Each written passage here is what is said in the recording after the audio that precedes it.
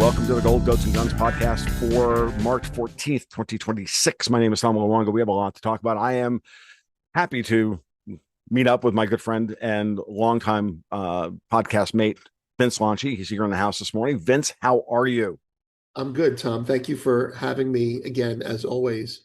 And we got a lot to talk about, but none of it gold, thank God. No, I'm just kidding. I'm just kidding. I'm Well, just it's kidding. funny. You and I have been Well, this is your wheelhouse now. we've been trying to get this together for a couple of weeks, and our schedules just haven't really allowed for it. There's been just, hey, let's do this now. Hey, how about today? Right. How about, and it's just one day it slipped. It nothing, there's no reason why Vince was not in the house other than because we're both busy, chatty Italians. Oh, yeah, So, yeah. Well, um, we were going to talk a month ago about right. silver in China, and now with all the stuff going on in the Middle East.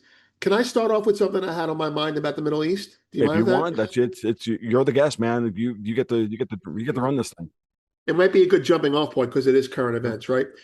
With regards to, I mean, we just bombed Carg Island, and there's more going on there. I think what we're seeing from the United States is a pivot away from Pax Americana towards what I've been calling like a chaos Americana, and this fits in with things that you talk about as well.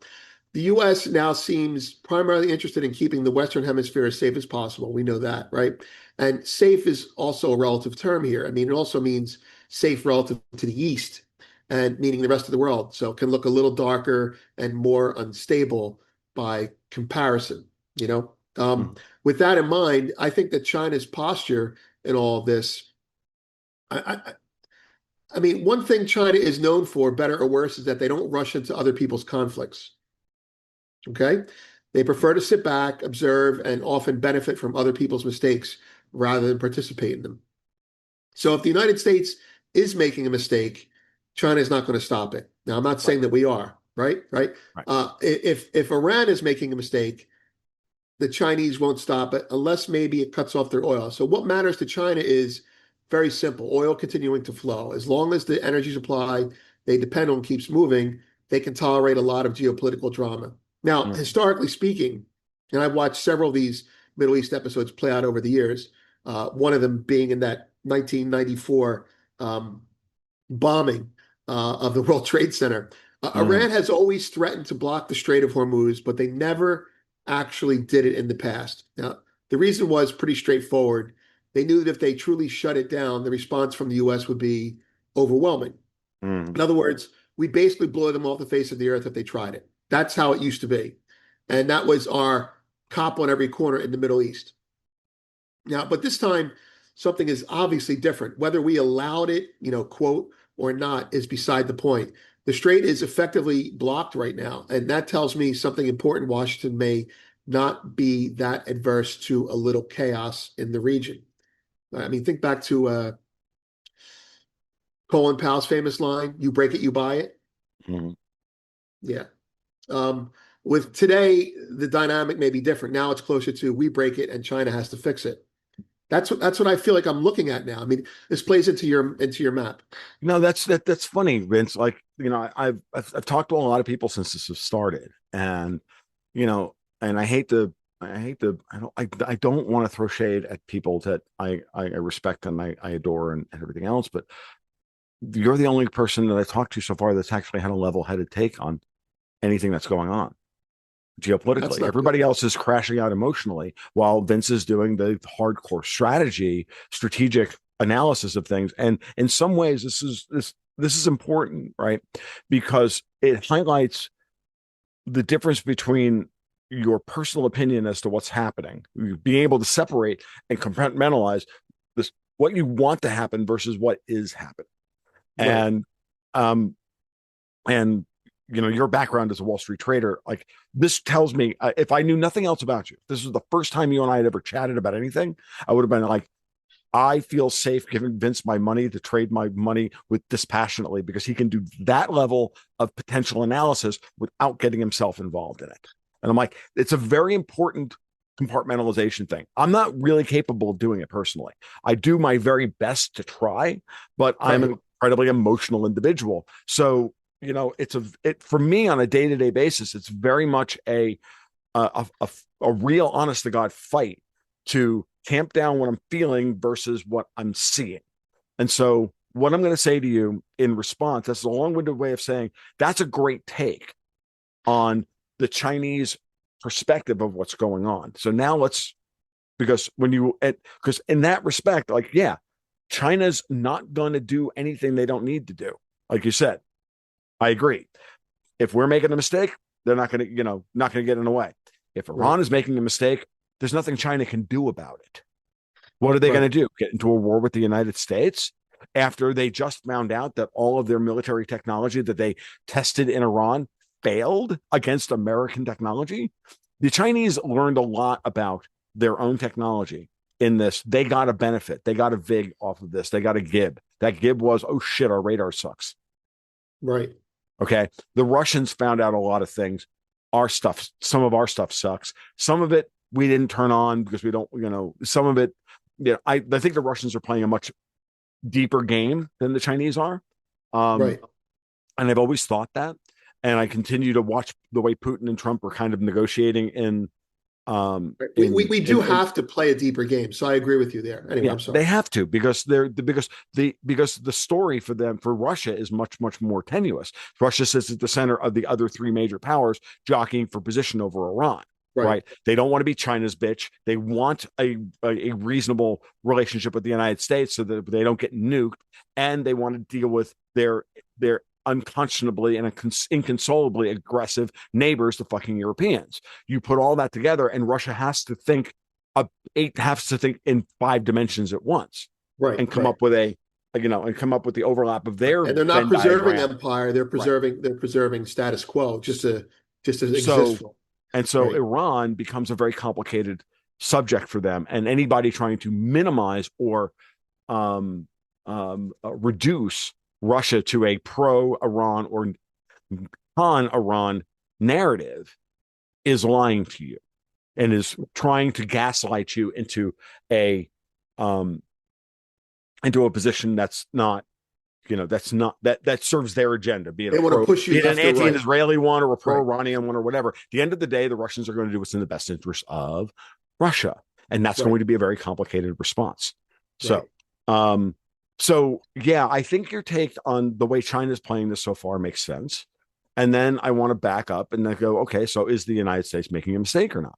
That's a good question, but I don't know that that's really what you and I would get together to have that conversation about, unless we want to talk about it in the terms of what you see in terms Right. of the long-term Yeah. effect and structure of the oil markets and the commodity markets. And I'm happy Right. to have Right. that conversation with you.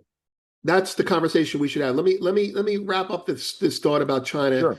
and then I think you're right. Are we overplaying our hand? Are we underplaying our hand? Have we made a mistake tactically versus strategically? I totally see what you're saying, but Washington does appear less concerned with maintaining stability in the Middle East or the Far East than it once was. Now that's a strategic for me. That's a strategic change.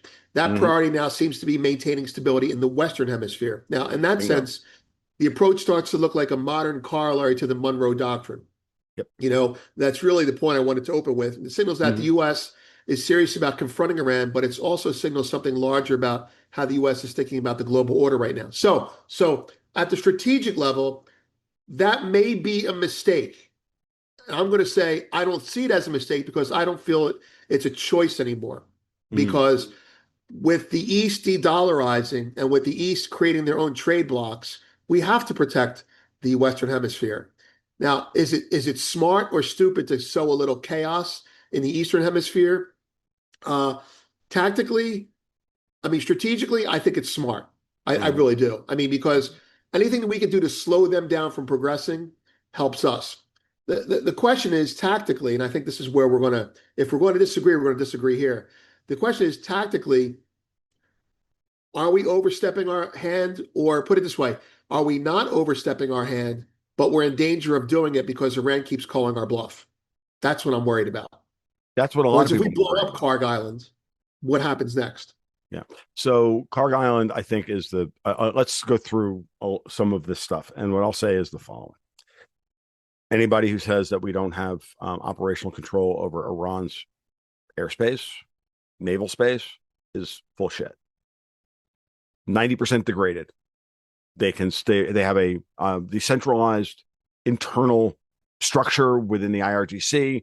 That there's 31 individual units. They're all acting. They're all acting on their own, and sometimes they get shots off. And some of them are still operational, and they're operational at the ground level.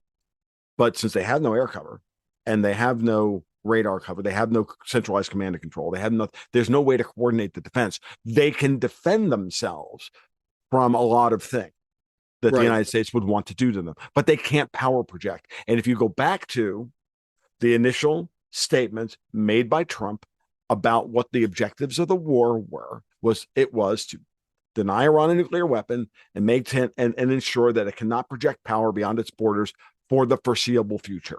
Right. And it's already achieved. We've already achieved both of those goals. And there's a couple others in there as well. Everything else is a stretch goal if you want to put it in Kickstarter terms, right? Hey, I want to get this project funded. I need $300,000.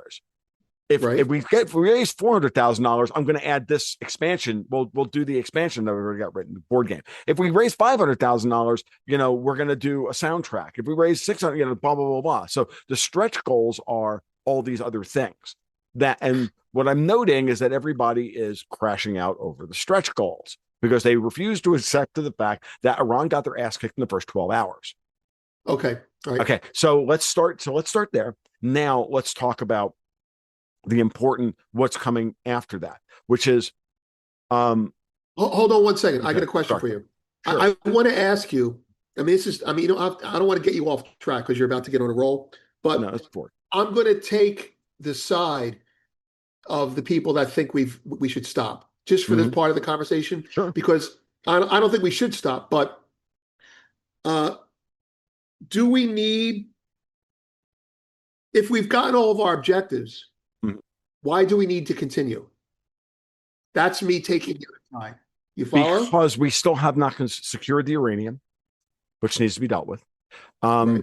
That we still have to deal with the IRGC in the long run. The IRGC needs to be broken so that if you do want the stretch goals, if we're ahead of schedule, which in many ways we are, we still have to deal with the other side of this, which is the London side of this, or the financial side of this war, which is the main reason why you and I are going to, or should be talking this morning. But let's start with the basics. If you look at what we're actually doing now, and you strip out all the emotion and all the hyperbole and everything else, we are sending we're sending 3 light LHAs out there with Marines and close. This is what we're sending is not an invasion force. What we're sending in is a bunch of guys that we know we can drop in by helicopter, not ground invasion forces.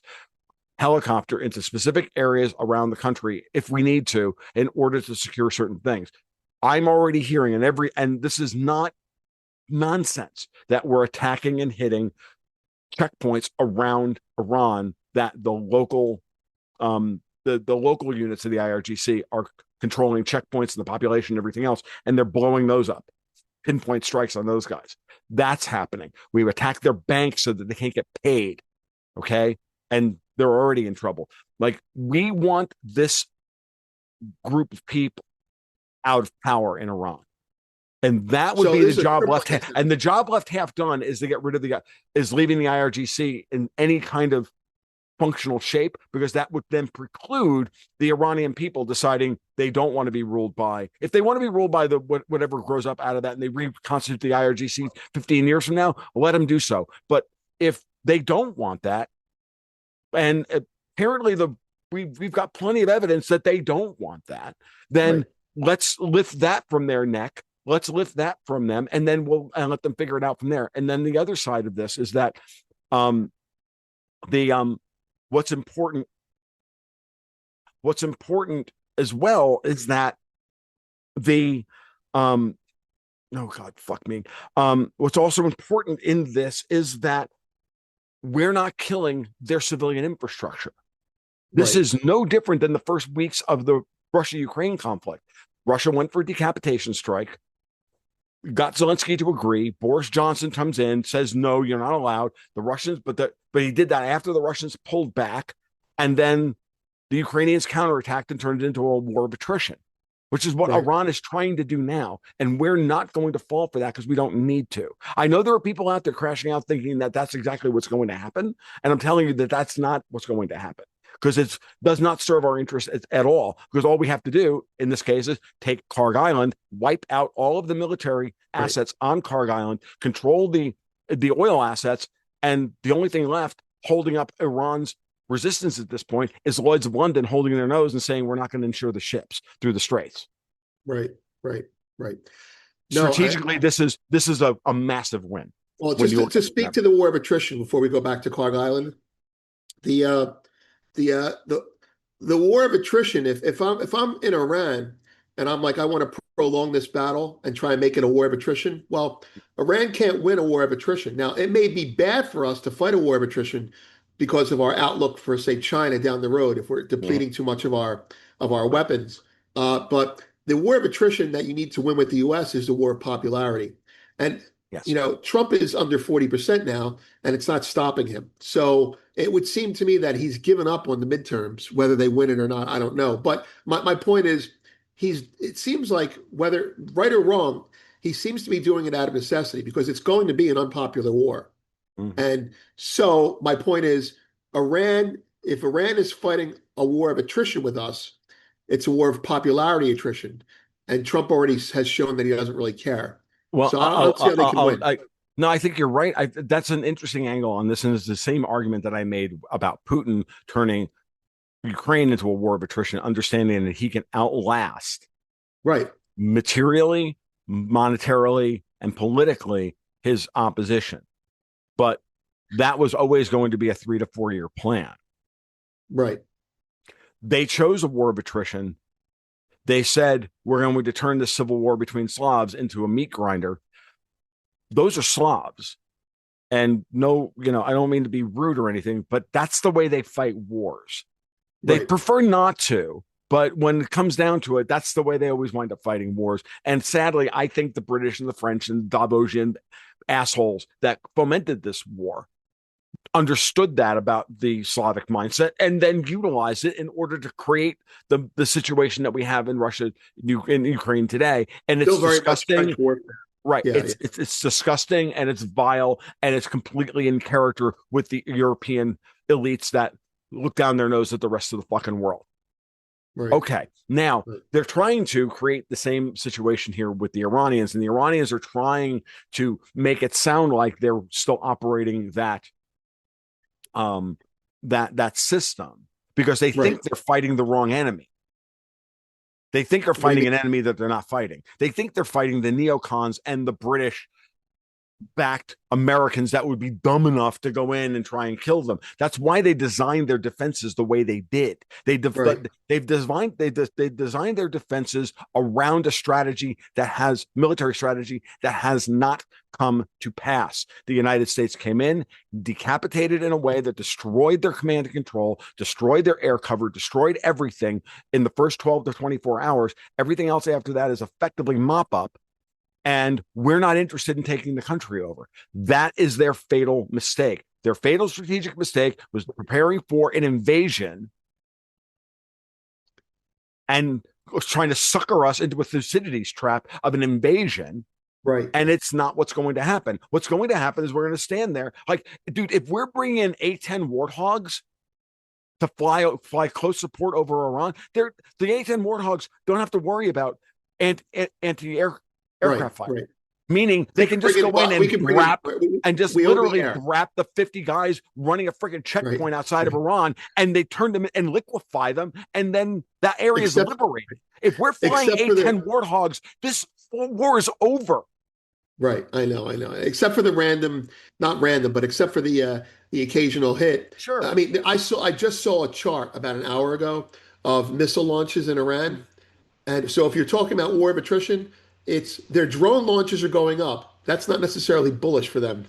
because their missile launches are going down. Right. They're running out of the capability, if not the actual armor, to And launch. we're moving more assets into theater to deal with anti-drone So technology. in this case, could you not make the case then that Iran is Zelensky and USA is Putin? Oh yeah, I've been saying this from the beginning.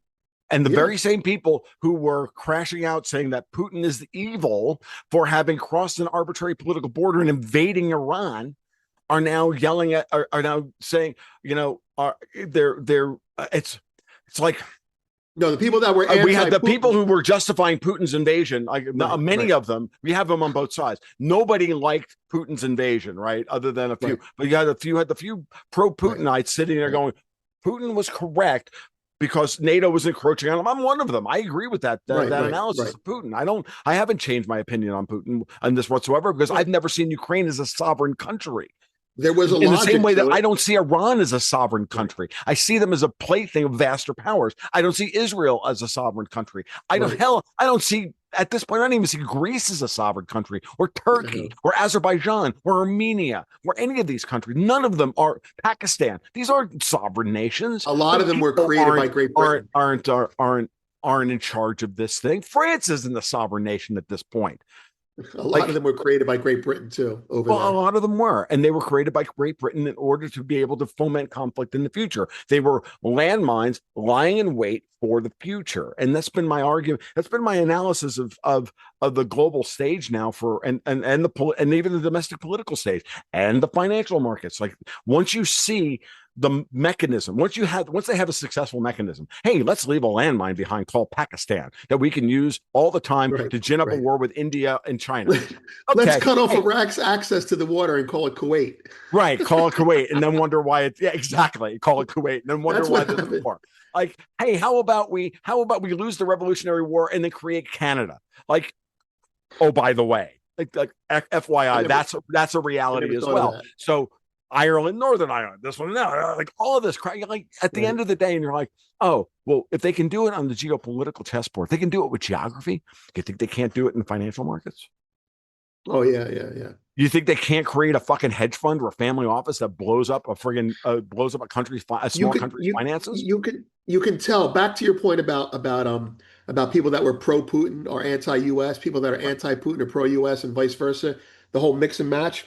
It's funny because you can always tell when an ideology or ideology, depending on how you say it, is failing when the fault lines break over consistencies. There's been an Yes. inconsistency. Right. And so, and by the way, that's how I look at things. You look at things. I mean, I'm not saying how you look at things, but when we compare notes, one of the things that we compare notes on is that you look through the individual leader and what they're doing, and I look through the markets.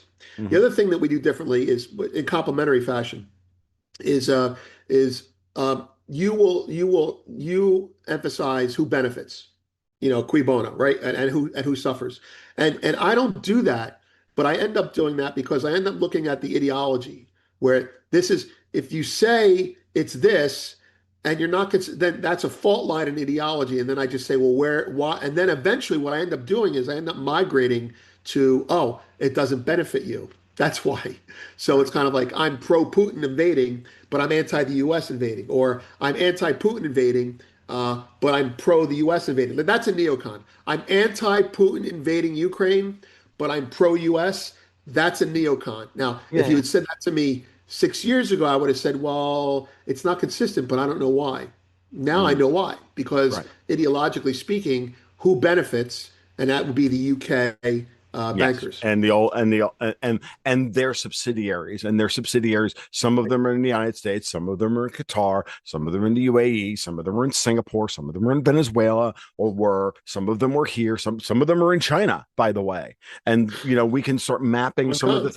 some of the conflicts that are happening within China from a sovereigntist versus insurrectionist perspective. No different than you can do that map. We Americans can do that because we can see it happening in our Congress, right? We can Right. see the sovereigntists versus the insurrectionists in Congress. Or Congress, they happen to be on both sides of the political aisle, and who cares? One's an elephant, the other one's a donkey, and guess what? They Right. both suck, right? And and they're both getting like, to be honest with you, they're both getting pegged in the ass by the British, but who cares? Like, at the end of the day, it's we can see that, and it's easy, and it's why Congress has a 7% approval rate, right? The fault of a lot of modern commentary at this point is a lot of people who don't really know very much. And I put myself in this position here. We Right. talk a lot trying to work it out in real time, what's happening, but we're not doing it honestly because we refuse to accept the fact that you can do that very same analysis that they just did of the Americans that we understand. You can apply it to the Iranians. You can apply it to the Russians. You can apply it to the French. You can apply it to the British. There's competing interests within each and factions within each country. No Right. country is a monolith here. But in this case, crisis has exposed the divisions within Iranian society because the United States parked two carrier strike groups off the coast and said, negotiate. Well, we don't have to negotiate. We have a right to a nuclear weapon. No, you don't. Why? Because we said so. That's why. Because fuck We you. have That's one. why. But I like the fact that you're like, fuck you. because That's we why. have, Negotiate. Oh no, you're not going to negotiate. Oh, excuse me. Meet Moab. right, right, Okay, you're going to negotiate now.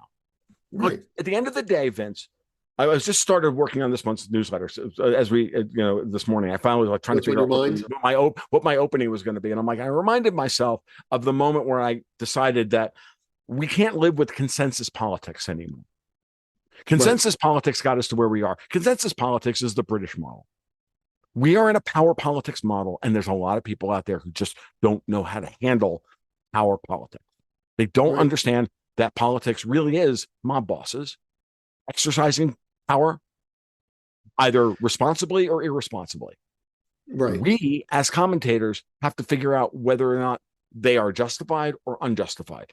That's between you, the man in the mirror, and the God that you worship. But I'm looking at the big game board, and I'm looking at the alternative to what I'm seeing today, and I'm like, no, Iran doesn't get the IRGC specifically. The IRGC does not get to have a nuclear weapon and the ability to make some number of ballistic missiles a month. Sorry, not living in that world. Not leaving that world for my daughter. Donald Trump, right, go the fuck out of them. right, right, That's simple because I can't do it myself. I can't pick up a rifle, go to the IRGC, shoot the Ayatollah in the head, and then go Rambo on the entire fucking IRGC and dismantle their things by myself. But I can marshal a whole bunch of dudes to go get it for me, or I can vote a guy into office who's going to do it for me. Like that's the way this world works. And this extreme and it's during crises like these that extreme levels of individualism fail the test of history. And it's why we can hold it in ourselves individually. We can live by a certain code. I'm not going to go out and shoot my neighbor because he stepped in my creek without my permission. Okay, that's right, like right, anti-civilizational behavior. But dude, we're not talking about something as minor as that. We're talking about a bunch of crazies with backing by another bunch of crazies. The system of the world, that system that you and I talk about all the time, that's gold and right, silver flow system that is now perpetual. And if they have that, they have the ability to blackmail the entire world to stay in power and keep trafficking your children and moving fentanyl around the world. And we're going to live like that. To shoot Charlie Kirk on national television whenever the fuck they want to, or the equivalent thereof. That's the world we right. live in today.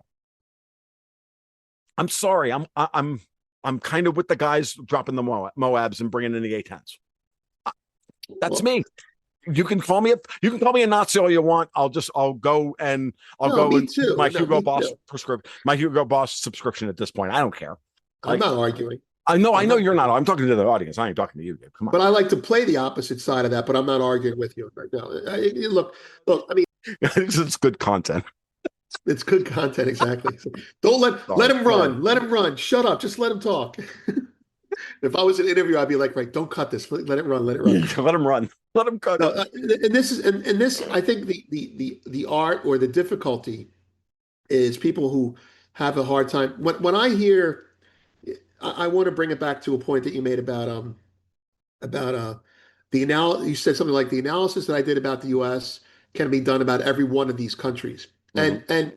And that's the truth. The thing is, I think a lot of people who are biased one way ideologically, like I'm anti-war. Now, I'm not saying I'm pro-war, No, but no. like I'm anti-war no matter what. Well, that's fine, but pigs get slaughtered and sheep will get slaughtered as well if you're completely anti-war. Now the question is, are you preempting? Are you doing a preemptive war, which is complete horseshit? And the answer is no. We're just fucking the world up on that side of the world so we can have a little bit of time to get our shit together. But what I'm That's saying that is, is that is one valid interpretation of what I think is going on. And but I think there's a higher order. I think there's a what I higher like order to goal. Yeah, I mean, what I like to do is I like to do what you said. Look at every country through that point of view. So, for example, we'll use the U.S. and Russia, for example, because that's the ones that jump out Mhm. the most obvious, and that will be like what we're doing is what Putin did. So, our if we're unjustified, then he's unjustified. And now, when you go around the world, you look at all the countries that are in the process of doing it.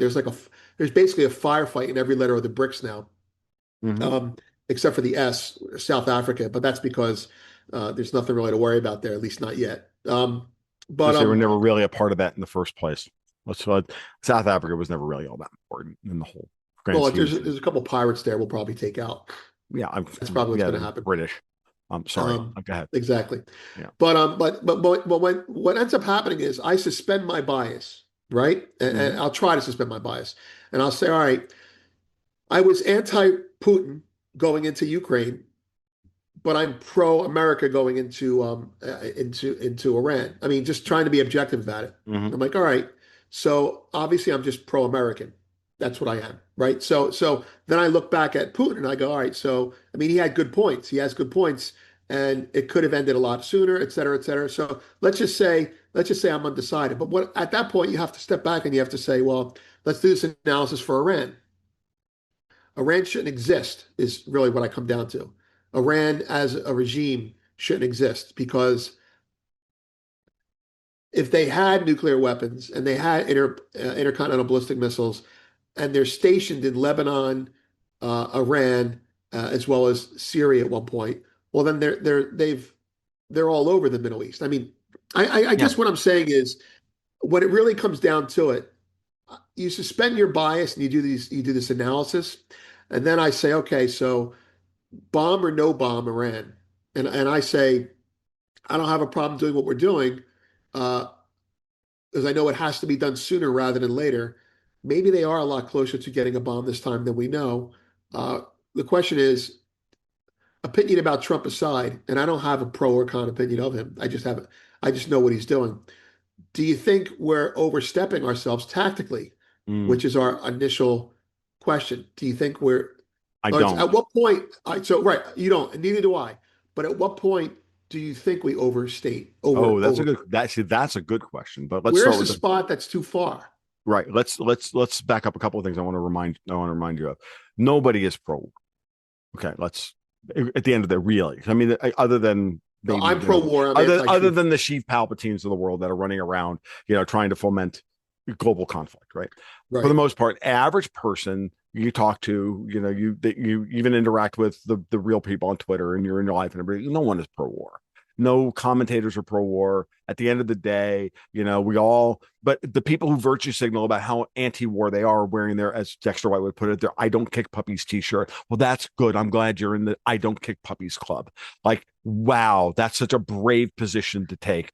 Fuck a whole lot of you, Tucker Carlson. Um, Dave Smith and a variety of others. Like, I'm sorry, that's not an interesting perspective, right?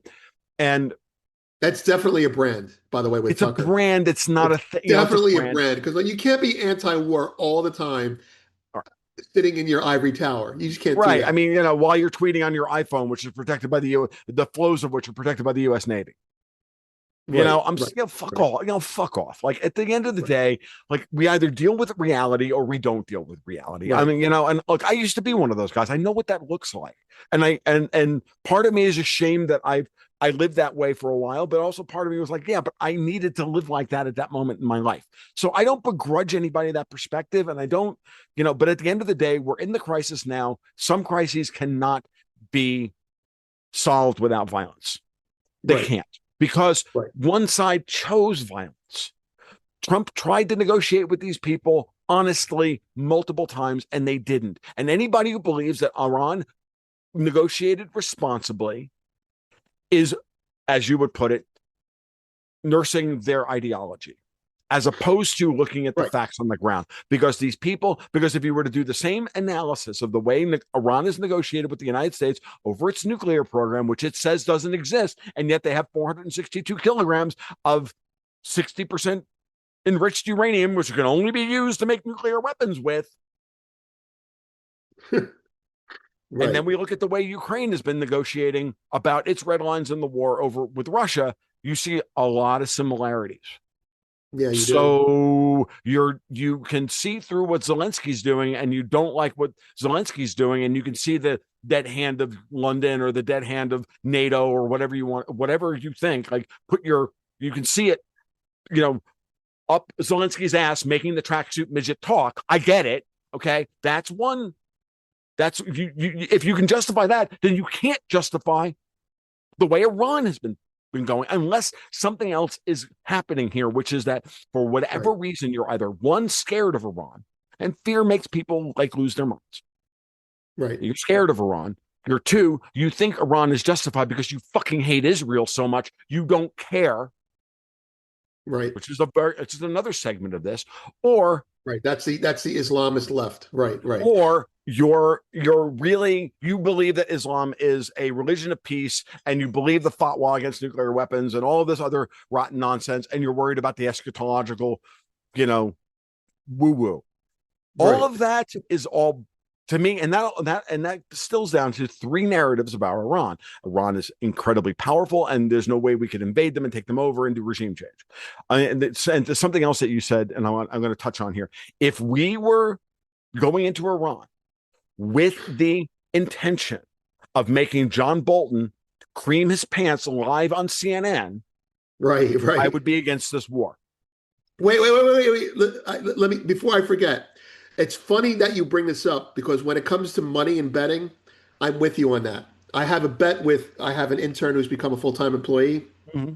and a month ago, as it looked like we were going to start something with Iran, uh, I bet him that we would have boots on the ground in Cuba before we would have boots on the ground in Iran. And Oh, he's you're like, right. "What do you You're going mean?" to win that bet. It's crazy that I still might win it, but the It's point not is like crazy. he's You're like, going to win that bet. so when the bomb started dropping, he's like, I'm like, no way, man. We are not, what's the word? We are not nation building this time. This I time. could just hear Colin Powell saying, you break it, you buy it. We're going to break it and make China buy it, which brings me back That's to that right. point. Anyway, That's a the point great way is, of putting it, Vince. I hadn't we're, thought about it that way. It's a great way of putting it. we have no intention of, look, the Monroe Doctrine, one of the Monroe Doctrine things when Trump restated it went like this. It said, we're no longer, I'm paraphrasing, but it was strong words. It was, we're no longer interested in nation building. We're no longer interested in spreading democracy. We're only interested in our own personal agenda. And that means if we blow you up, we're not building you afterwards. Yep. And so I took that from that. And I think that's why Trump is escalating it more and more and more. So I want to ask. I want to ask a very. I just thought of this. I want to ask a very pointed question. Sure. I'm sorry. I'm changing topic, but it's the same topic. No. Okay. I want an answer to. I mean, I gave myself an answer just now. Sure. I don't think we've gone too far. If we can blow up the military power in the island, Karg, and then infiltrate, that would be boots on the ground, so I would lose them, and then infiltrate to control the refineries without blowing them up. Would that be too much? That's exactly what needs that. That's the winning move. Right. Okay. Because at that point, we're in control, and we can then dispense. Okay, we can tell everybody, look, we're not blowing up Iran's refining capacity. We're turning to China and saying, look, we're not trying to. We are done with you paying wholesale for your oil. We want you to pay Right. retail. Okay, it's just that simple. We want you to pay retail. Right. Okay, Right. Exactly. and that's fine. But we're not trying to blow this up because we don't want to knock, unless Iran and Iranians, and I mean this, like the whole of the Iranian people want to be bombed back for 2 generations to rebuild, because Right. that is on the table, folks. Imagine 3 years of this. Right. Imagine another 6 months of this.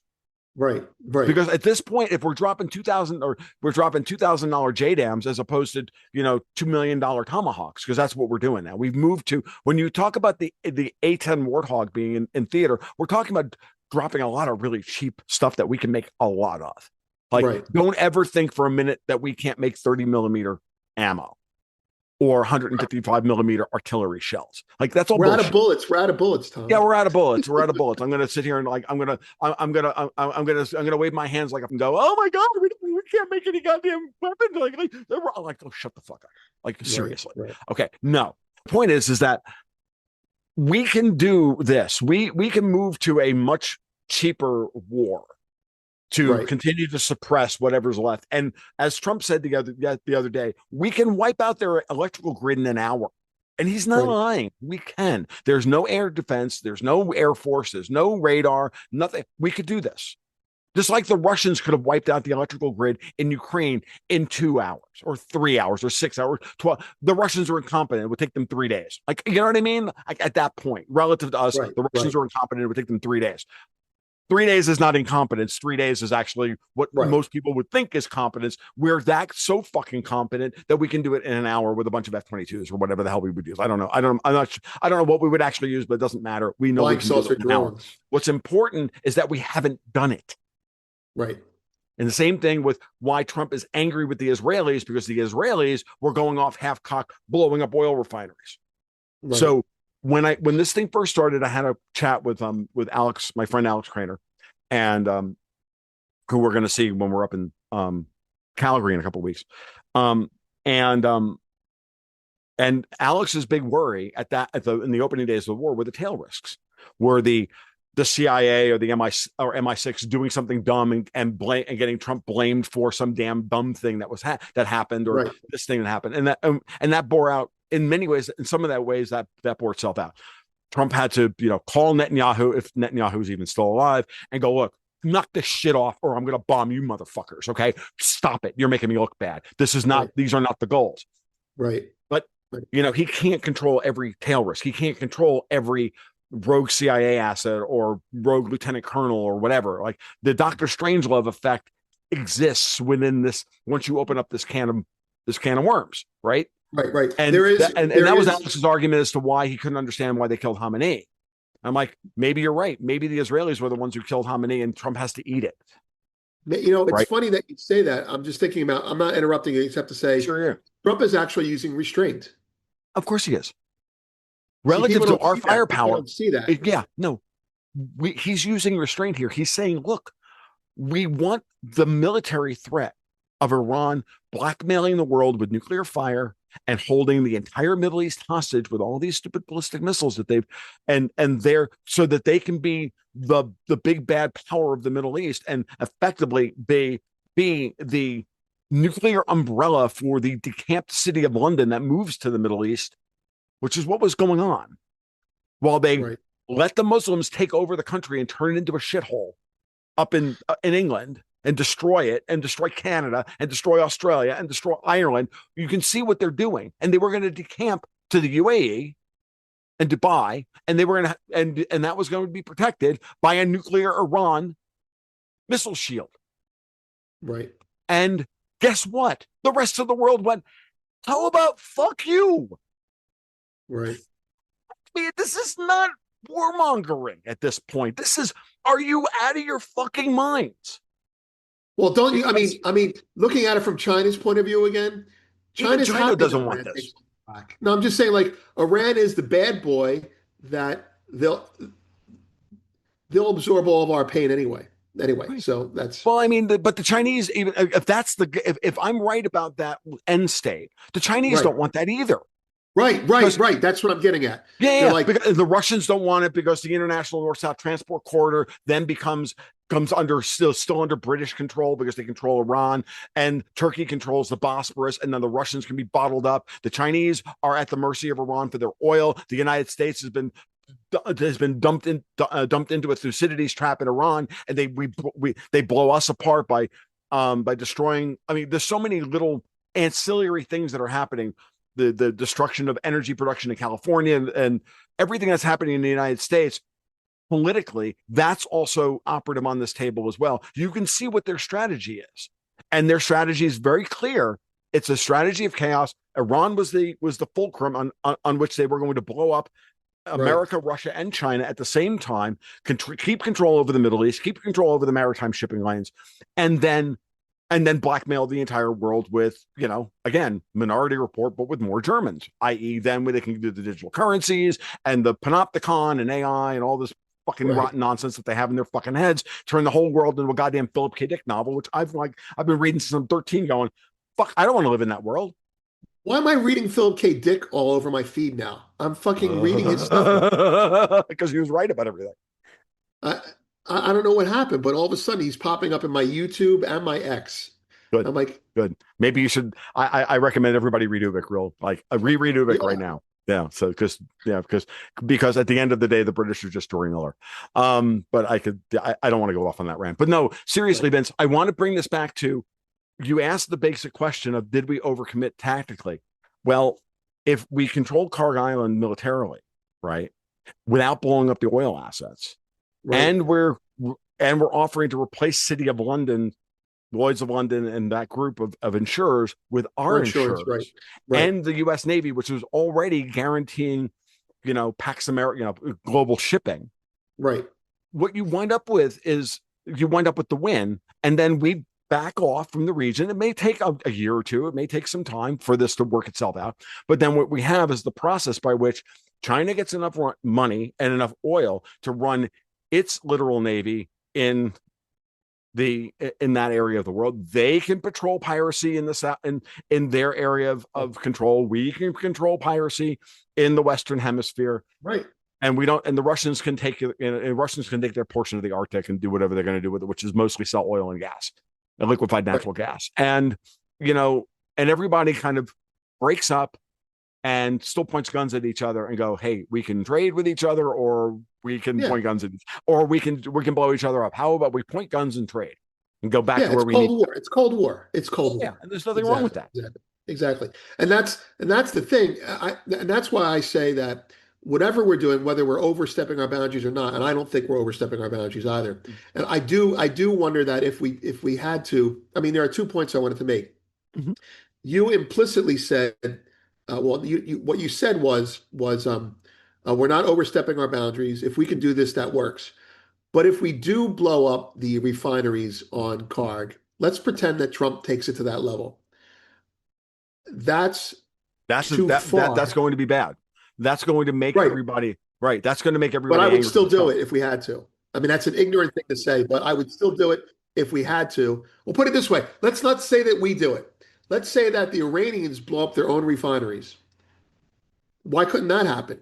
Well, because then the IRGs that would be the ultimate self own. That would be the old Monty Python cartoon in the middle of Holy Grail where the guy's shaving and he's soaping up his head and then he soaps up his Yeah, entire yeah, head yeah. and he lops his head off. Yeah, Uh, yeah, yeah. that's what that would be. Like Yeah, yeah. and then he would drop it. Because without the oil money, without that cash flow, the IRGC falls apart. Okay, so I'm wrong to even think that they would do that. But let's not even make it intentional. Not that the US intends to blow up refineries, but let's pretend that through collateral damage, the refineries get blown up anyway. A little bit, a little refinery gets blown up, just a little tiny one. Doesn't China have to step in and say, get Iran to sue for peace? I think so. I'm saying, I I'm saying too far is, my right. conclusion is Well, too and far see, is this is blowing up the refineries, but blowing right. up one And little tiny, teeny refinery by accident, that might not be a bad idea. at some point, the Chinese are going to have to make their stand. And remember, Trump dealt with Venezuela and immediately started rebuilding output coming out of Venezuela and told the Chinese directly, you're going to continue to get your cut of it, but you have to pay Right. retail for it. The same situation is operative here in Iran. And again, there are other tail risks associated with Iran. No Right. one gave a crap about Maduro. He wasn't some big religious leader. There wasn't this big, potential eschatological, opening up of the psychic can of worms across the entire planet, right? We're going to have terrorist activity in the United States. There are going to be guys that are going to do terrible things. Americans are going to die. This is not going to happen without cost. Okay. I hate to break it to everybody, but this is what's going to happen. The Russians have been paying by the tens of thousands to stop these fucking people in Ukraine for 4 years. Okay. Now, we could argue all day long about Russian military doctrine and get into, could they have done it differently? Yeah, they chose to fight it the way they have. I don't know whether that was the right thing or the wrong thing. At the end of the day, that's for the Russian people and for Putin to make the decision on. But they did it and they're doing it. Now we're doing it in our way. And politically for us, Trump, as long as Trump does not put significant numbers of boots on the ground, and I do, and here's the big one. I already think I hate to say, Vince, that you've probably already officially lost your bet. Because if you don't think that didn't have special forces on the ground in Iran, that would be dumb. I'm going to have to admit it to him. I'm going to have to, after this conversation, I'm going to have to say, you know what? But I'll let it buy me out for half of a loss. Sure. But here's the thing. If you're talking, it depends on what you mean by boots on the ground, because we've had boots on the ground in Iran for years. Like, it's not like we don't have special forces going into Iran and knocking people over here and there. Like, come on, to think that we don't have human intelligence and human assets on the ground inside Iran is silly. Of course they do. I think we both think that it just meant if regular army was going in. No, right. And again, if we go in there anyway, if we do an Operation Overland style and Normandy the invasion of Iran, if that's what he thinks is going to happen, no, that's not going to happen. Like we haven't. There's no evidence that we are marshaling or getting ready to marshal hundreds of thousands of men to invade Iran. And any stories that come out of Axios or CNN or source told CBS News that that the Trump administration is considering re-upping the draft is bullshit. Never happened. There's no need for it. We can drop JDAMs on these fucking people until they fucking submit. They're just a terrier who refuses to submit. At some point, the big dog puts his fucking paw on the 15-pound terrier's chest and growls in his face to the point where the terrier either chooses to die and get his throat ripped out, or he submits. So what's victory for us, as opposed to what's victory for Trump? You follow me? Victory for us is, I think, is opening up the straits within a month. Okay. Degrading Iran to the point where they have no ballistic missile production capacity. The uranium, the enriched uranium, is secured in some way. We need to get that. We do need to get that, don't we? Right. Yeah. And I think that's not only victory for us, I think it's also a victory for Trump. I'll be honest with you. Because if he can do all that without putting, quote unquote, boots on the ground to any significant extent, I think what he winds up with, and I was talking to Blaine Holt about this the other day, and I brought up an insight I had about Chuck Schumer. I said, Schumer becomes a very interesting character in all of this. Because Schumer's part of the Gang of Eight, and they were briefed right before the State of the Union address about something. And remember, Schumer came out and he looked like he had seen a ghost. Right. And I thought about that. I'm like, okay, he got told something that scared the shit out of him. And maybe what he learned was exactly what Trump had just learned, which is that no, Iran is really signaling that the IRGC is cobbling together a nuclear weapon. And we have to, it's go time. We don't have any other options. Right. We're going the second the Gerald Ford is on station and on point and set up in the region. And that's exactly what happened. The Gerald Ford was, they said, "We're ready, sir." And he attacked 5 minutes later. Yeah, he didn't wait for cover of darkness. They attacked in the middle of the day. It was insane what they did. Right. None of that makes any military sense whatsoever. He was not waiting another freaking minute. There was definitely an urgency that I didn't understand.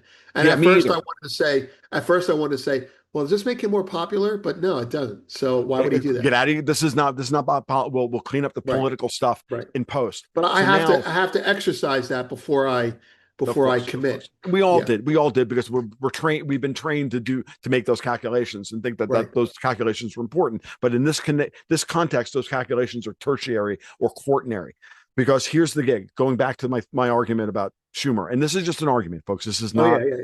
Yeah, this is not chapter and verse or anything. He But if you take agrees. Schumer, if Schumer understood at that point that he had that Trump has no other option as a responsible U.S. president, especially if this is, Schumer even in any way represents Jews or Israel or this, it doesn't matter. Schumer becomes the person who is also the leader of what's left of the rational people within the Democratic Party. Right. Not the squad, not the crazies, not the women who want to cut boys' genitals off as four and all this shit. None of that. All that, and you got to hide those people off because they've been ascendant, and they were beginning to turn into the populists who were going to the anti-billionaire populists that they were all going to run on this fall. Now, if you're Right. Schumer, I'm just adding to my argument as I go here. I'm beginning to add I see even it. I more see it coming. arguments as to where this is going. Schumer becomes the guy who, when this is all said and done, and Trump goes to present his evidence to all of us and do the anti-Colin Powell thing and say, look, this is the evidence, but we're in an information space where no one believes anything. Right. Right. So who's going to believe Trump, the serial liar, the guy who lies for strategic advantage and everything else? People don't believe him now. But if Chuck Schumer, of all people, comes out and goes, no, the president was right to do what he did, even if he mealy mouths it, Right. that's a huge signal that one, Schumer got something that he wanted. Two, True. he True. gets to then be the head of the non-crazy wing of what's left of the Democratic Party. He gets Right. to validate Trump, and and he He gets gets to to help move to the bring middle. and he gets to move to the middle and bring the Right. country back together from the brink of dissolution. But Trump has to guarantee for Schumer that Schumer's not that whatever skeletons are in Schumer's closet, and there are probably many of them, are never going to come out. Meaning that Trump's in control of Schumer's manila envelope quotient and can put it in the vault. Right. And if Right. that's the case, or at this point, these stakes are so high that your MEQ, Chucky, really doesn't fucking matter. And you can overcome even that. You can overcome even all of that because none of that matters in comparison to you looking like a fucking hero to bring the country together to stop an existential threat to the entire world, which we've now proven is what will happen because Lloyd's went nuclear, because London went nuclear by cutting off all the shipping insurance to validate their pets saying we're going to close the Straits of Hormuz. And Right. everybody Right. gets to feel the bite of that for a little bit, feel it, deal with the extra dollar and a half a gallon of gasoline or whatever that's, well, it's going to wind up being, gives Trump the political cover to nationalize all the energy assets out in California and take them away from Gavin Newsom, who's literally been trying to turn the whole fucking state over to the Chinese, and a variety of other things as well, and ram through a whole bunch of energy projects here in the United States that will improve our ability to weather the next crisis. Because what are we finding out here? What we have always known, what you and I have always known, which is that the pipeline system in the United States doesn't flow the oil to where it actually needs to fucking go internally. That's right. And Right. so, and that's designed on purpose. Why do we care about the price of Brent crude? Because that's where most of the Northeast refineries buy their Pad One still buys all their oil off the North Slope, as opposed to getting it from the shale That's right. producers in North Dakota or whatever. You know what I mean? Like if you look Right. at the way that it's the map is laid out, there's a it's you would everybody would assume that it's All the normal, and trains are it's not. one It's a way the wrong completely way. cocked up system. All the oil pipeline trains are one way the wrong way. Right. Right. Right. You can't, and the ironic thing of it is, I remember with natural gas pipelines, they couldn't get them across the Adirondacks to come across. They wanted to get that City Gate natural gas to come east. They couldn't do that. They wanted to get Canadian natural gas to come east. They couldn't do that. And it's basically the climate change people didn't want the Mm-hmm. pipeline built. Yeah. And so now the climate change people are pro natural gas but anti drill. Anyway, I'm getting off the Yeah. topic. The No, you're topic not. is You're not simply, really. You're just highlighting some of the ways in which all of this stuff was cocked up over the years in order to keep the right, status quo within our dysfunctional energy delivery system, right, which exactly. this is now highlighting when when mercenaries go into the gasoline futures market and move the price of gasoline up $1 a gallon. Yeah. Really? Well, that's you're talking about like BP, the British types. Yeah, I'm just talking about anybody. Like, I Well, mean, look, who's in there moving the price of gasoline 30 cents a day? Those gasoline futures are moving 20, 30 cents a day right now, and it's insane. They're all over the place. They're yeah, up 20 cents one day. They're down 30 cents the next. They're up 50 cents. They're all over the place. And I've been watching gasoline prices. Now we're talking. We close at like 2.97 a gallon. Futures price on Friday and yesterday, and like I don't know that that's necessary, especially considering that I haven't seen them this high when oil used to be $150 a barrel. Like, right. It's all about the crack spreads now. You're right. right. That's it. It Okay, seems speak to that actually, because I may be out of date on what the crack spreads look like. As a matter of fact, I know I am. So I'd actually like to no, hear no, about no. It's the the the gas. Well, first of all, uh, oil is a big problem, but the bigger problem, at least immediately, your immediate problem is going to be produced products. So you have heating oil, diesel, gasoline, and jet fuel, which are all part of the same. Jet fuel is a derivative of diesel it. Right. and heating oil, and if most of the refinery capacity is, look, we haven't built a refinery in the U.S. in years. We're not allowed Brownsville to is again. going as Brownsville's coming online. The new one's coming online. Right, right. But I Right. mean, that's the point. We have new ones coming up now. Or put it Mhm. this way, we have extensions of existing ones. There's no fresh Right. refineries being built yet. That's going to Yeah. change very soon, though. Hmm. Anyway, um, but the point is that the first thing that you see when there's a crisis in oil is you see the oil price go up, right? Okay, but the more meaningful crisis is if refineries don't have the ability to produce. So Hmm. whether we bomb Carg Island or not doesn't matter. They have to reduce their production because they can't get it out of the strait, or they Hmm. can get it out of the strait, but it's at a slower pace. So the refined products are the true canary in the coal mine for energy. Uh, Diesel goes up in price because we have plenty of oil. We have an SPR. We don't have an SPR for diesel. We don't have maybe we do, but we're Yeah, we're we not do. sharing it. Let's put it that way. Right. We don't have an SPR for jet fuel. We probably do, but we're not sharing that either. Well, no, that's all going to the military right now to support Exactly. the right And to that's one support of the the reasons. current operate. Yeah. That's that's one of the reasons. Like, you're talking about gasoline.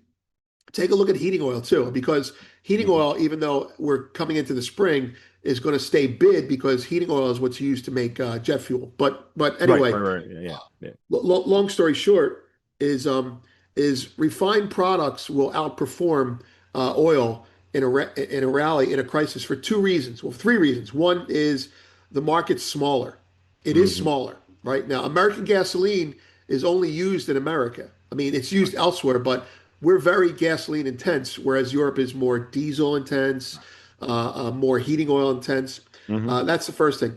The second thing is that futures market, which lends itself to what I think you were implying, is kind of a cracked market, a messed up market, in the sense that it's dominated by three or four players, and Hmm. those players can push the market around like the bullion banks can push around the metals. Bingo. I mean, that's the truth. And then the other thing is the third reason is that you do have potential risk for disruption. And Of course. so it's the same reason that the cracks go up is the same reason that the market goes backwardated. It's because Right. everybody wants the convenience of having their stuff with them right now. And you can't, there's plenty of oil out there. There's just Right. not plenty of gasoline and heating oil Right. and jet fuel out there. So, and What it also means is, because of that, easy yeah. to push around. Yeah, It's no, easy what to it push means around. is that ultimately we're going to have to go through a couple of months worth of disruption and higher prices and this and everything else. One of the things, the way I was looking at it is like at the end of the day, I mean, how many gallons of gasoline do you really buy on a monthly basis? Right. I mean, let's do the math. And I'm not, and this is not to be This is not this is not a let them eat cake argument about, oh my God, they can't. I know people out there who cannot afford an extra Right, 25 right. or 30 or $50 a month in gasoline. I get it. I'm not This is not a in no don't be way, manner, poor shape, or argument. form am I trying to, I'm going to make it Yeah. abundantly clear to all of you. At the end of the day, how many gallons of gasoline do you buy a month? Add $1 to that price per gallon, and then ask yourself, if I have to suffer that for 3 months in order to ensure that the Iranians can never threaten, blackmail us with nuclear fire ever again, are you willing to put that on your credit card?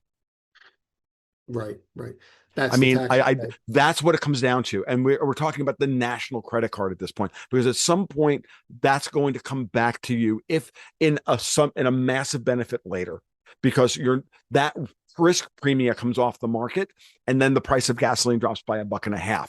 All of these other risk premium drop immensely, because all of a sudden we're getting paid to ensure global shipping, as opposed to London getting paid for us to spend the money to ensure global shipping. Now it's no longer a cost center. Now it's at the very least for the American people. Now it's at least flat or cost plus Right, business right. model. Think of it that way. But the way this has been going, Monetizing we've been paying on both ends. We issue the debt to issue the currency. They pull a coupon payment off of that, and they're insuring and making a fucking fortune on the shipping insurance, and then reinvesting that into our treasuries and thinking that they have the whip hand over us to control our fucking bond yields. These goddamn people. Fuck them. And it's our boys and our ships that we built, that we paid for, and we pay taxes to pay for, in order that run around and insure all that shipping that they make the fucking money off of. How about no? Why weren't you outraged about that? And the fucking Iranians are over here like threatening us. Like, this is where I get really fucking angry, when you really stop to look at it all. It's so goddamn obvious. We're getting fucked. The American people are getting fucked. And now we're all going to bitch that we have to pay an extra $150 for the next 3 months to blow this shit up and never have to deal with it again. I'll take that bet every day. Every day. It is funny that everything the United States is doing now is to get into businesses that we had to treat as cost basis before. Right? I mean, think about it. The euro dollar was the first one that was obvious. The euro dollar is a cost center. We're introducing stable coins to remove the cost center. Yes. You're trying to extort us over shipping insurance. Well, then we'll do that business too. The United States is becoming a corporation for real. In that respect, as opposed to, yeah, no, I mean, no longer are we going to sit there, and then no longer do we have to sit there and listen to the whining of the UN and the IMF and the World Bank and all the rating agencies and everything else that all run out of the city of London, telling us that, we don't know how to manage our own credit risk and all this other shit, gaslight us into believing that we're all going to go bankrupt, while they sit over there drinking their friggin' tea and sucking on our hind tit all goddamn day long. How about no?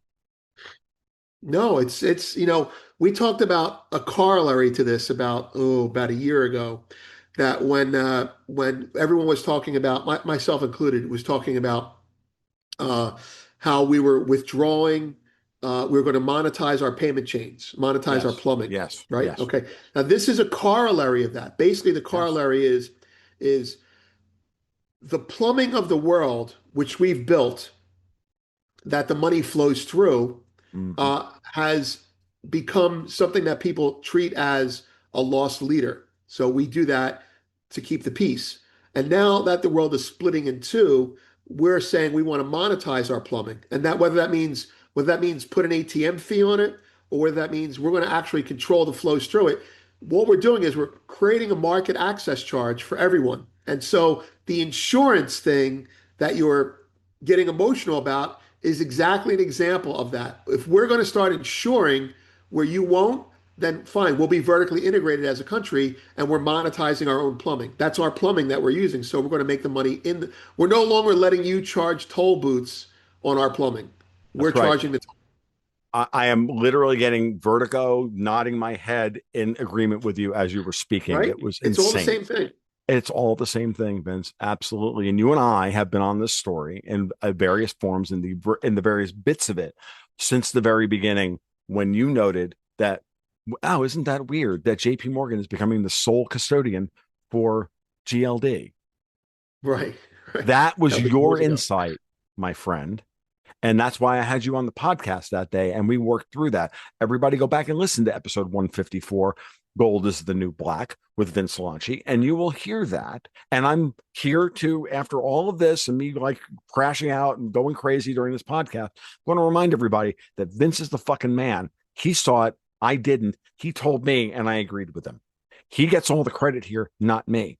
Well, that was a team effort. You know that. I mean, Yeah, no. because But it started with your observation because I would have missed that. right, And they paid the fine and then they got the sole custodianship. Yeah, that was interesting. And you're like, okay, what does that mean? I know you had that thought in your head because previous to that put the idea about SOFR and LIBOR, gold-backed bonds, and all that other stuff. Right. I understand that it starts. It starts in the beginning of the beginning of our very first conversation on Palisades Gold Radio's Twitter Spaces 4 years ago. But hey, it was interesting. Right. Let me reciprocate. I would have noticed that JP Morgan was getting the GLD custodianship and made a big thing out of it in terms of like me being angry with JP Morgan. But in the context of what you had said prior to that, which was the switch over from LIBOR to SOFR wasn't just a switch over, it was a switch out of the UK for the US. And when you said that, I went, oh yeah, that kind of makes sense. And that's the ideological split that I had to notice. And that's where I started plugging into your comments about the crown versus the crown versus the U.S. or the expression you used was the Biden junta back then. That was the expression. And so when I noticed the J.P. Morgan thing, self-patting aside, it was because I noticed it even more pointedly because at that point I was already plugging into the fact that you had seen early on that the switch from LIBOR to SOFR was more than just a financial switch. It was an ideological switch, and that has proven to be true. So kudos to you on that. I appreciate that. Thank you, Vince. But it's very important. I feel incredibly important in this space where everybody is running around trying to comment and trying to make sense of the world. And I know most people are trying to do so honestly. There are a lot of people out there who are not. They are bad actors. And what I've tried to do over the course of time is winnow out the bad actors from the good ones, keep a group of people around me that keep me sane and keep me on target. You're one of them, and that's why you're here on Saturday, why we're doing this shit on a Saturday morning. So, but with that said, I need to get going. You need to get going. We should probably close this out. And because once you're into the Mutual Appreciation Society shit, why the fuck should the podcast keep going on? Like we're doing great. So with all that, tell everybody where they can find you, all the self-promotion stuff. We'll get out the door. Sure. I have a Goldfix newsletter. It's VBL Goldfix or Goldfix on Substack, and it's geopolitical. It's mostly precious metals, as you would imagine.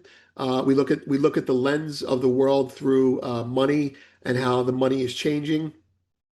We talk about energy as well and geopolitics. But you can find me on Substack, or you can find me on Twitter under VBL's Ghost. Mm-hmm. Or Soren the K. Now that I know what it actually means. And I'm, of course, TFL1728 on Twitter, where the worst version of me will show up as often as humanly possible.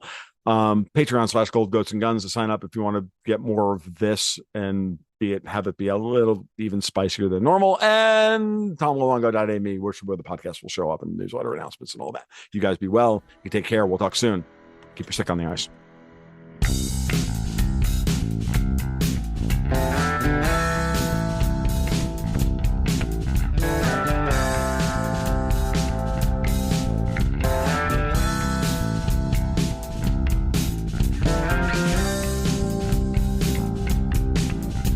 Yeah.